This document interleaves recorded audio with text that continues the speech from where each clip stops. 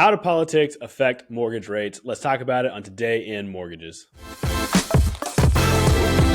Hey, what's going on, everybody? Welcome back to the show. We're talking about what's real, what's hype, and what you should actually be paying attention to out there in the world of real estate and mortgage news. It's Today in Mortgage. Rich, we got a fun one to talk about today. But first, everything going well for you? Yeah, everything's going great. Rich, I hear rumors that there might be an election this year. Is that right?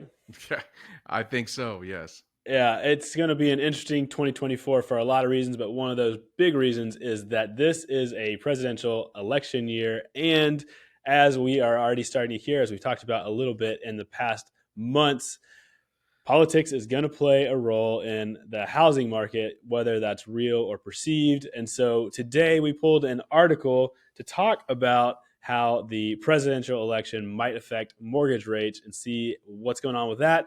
It is from the New York Times, the paper of record. It says mortgage rates and inflation could draw attention to the Fed this election. Rich, these folks running for president are making a lot of promises about interest rates in the economy. Talk to me about what kind of delivery we can actually see from the White House. Well, listen, a lot of promises are made during the election cycle. They're just trying to get votes. Likely, there will be no change in interest rates. Like they've been tracking this since 1972. So there has been no historical bump or drop to interest rates since 1972. Yes, interest rates do this a little bit. Sometimes they go down like they did during the pandemic, and sometimes they go way up after the pandemic. But none of that has to do with a president or a promise made. The Fed is completely independent from a presidential administration. So I'm not suggesting that the Fed's not influenced by politics. They're all politicians in some manner. But the Fed has nothing to do with a rate policy, which they can't make from a presidential administration. It just can't happen. President Trump or President whoever wins can't just say, drop the interest rates to 3%. It's not going to happen because there's a private market funds the mortgage business. So that just doesn't happen. It's never happened. And there's never been any big falls in interest rates or any big rise in interest rates because of a president. It all has to do with the economic environment that they're elected into. Rich, super interesting stuff right now because, a lot of things that we hear in the news is Biden's Fed, Trump's Fed, Biden's FBI, all these government agencies who are supposed to be independent, labeling them as the president's XYZ agency.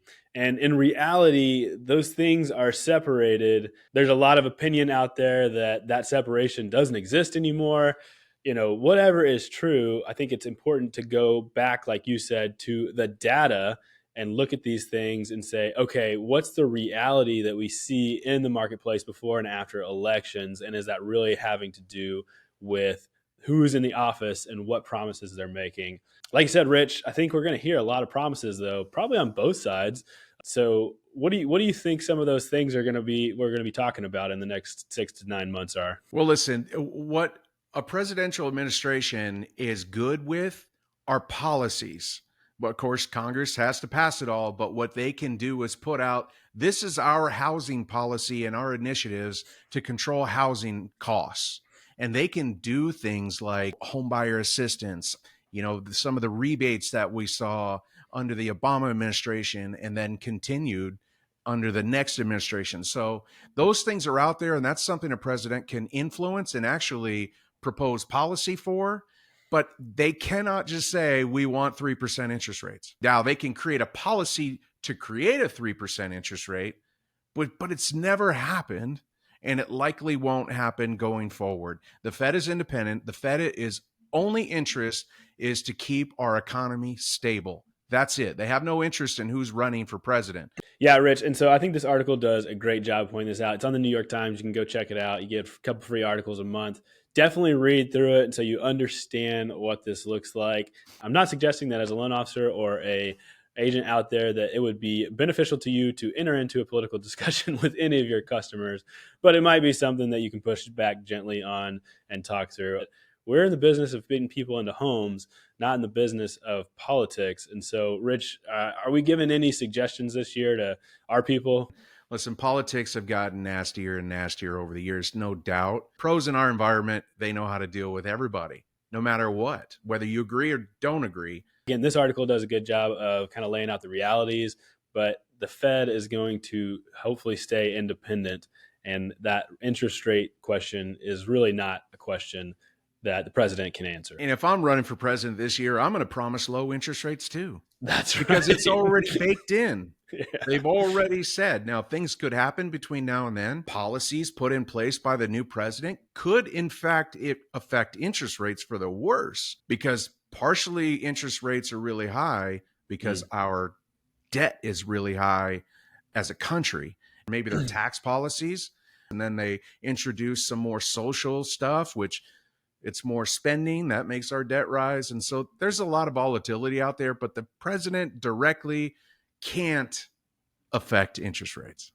That's true. And Rich, some of the things that you're just now talking about has a lot more to do with Congress than it does the president, right? Yeah, it does. And Congress is doing nothing today. Congress is doing nothing. They can't agree on anything. And that's why, some of the credit rating agencies are giving warnings out there like, hey, there's so much volatility and infighting in the political realm that we just don't trust the government to be able to, pay their debt at some point. And so that has a lot more to do with Congress than it does with the president. But anyways, all this to say, there is some crossover, but it's important to remember that the Fed is an independent agency. They are running the Fed according to their mandate, which is, keep employment high while keeping inflation low and try to balance between those two. That's right.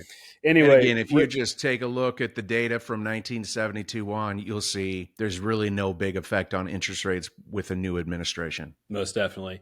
Well, thanks for making us smart on this today, Rich. Hey, everybody out there, go check out that link to the article. It's going to be below the video or in the notes wherever you're watching or listening to this. Thank you guys out there for watching and listening to this. We appreciate you guys, and we'll see you next time on Today in Mortgages. Today in Mortgages is produced by Network Funding LP, which is an equal housing lender, NMLS 2297. The content of this program is meant to be a commentary on mortgage and real estate news, and any discussion of rates and or products should not be taken as an individual mortgage or home buying advice or pricing estimates. And any commentary on this show should not be considered a promise to make a loan. All applicants for a loan must qualify, and you should consult a professional regarding your individual loan scenarios for your financial situation. Visit our website at nflp.com/licenses for all state licensing and other legal information.